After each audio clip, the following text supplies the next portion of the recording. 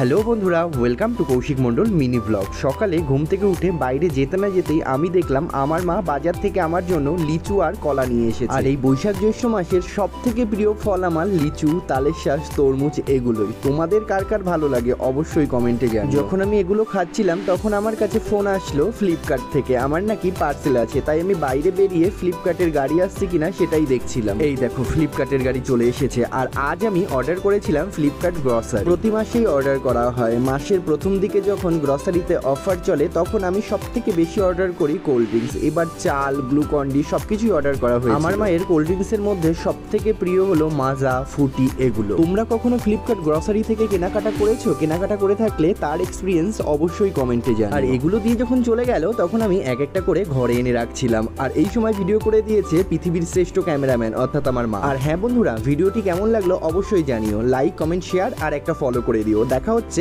অন্য কোনো মিনি ব্লগে। ততক্ষণ তোমরা ভালো থেকো। ভিডিওটি দেখার জন্য অসংখ্য ধন্যবাদ।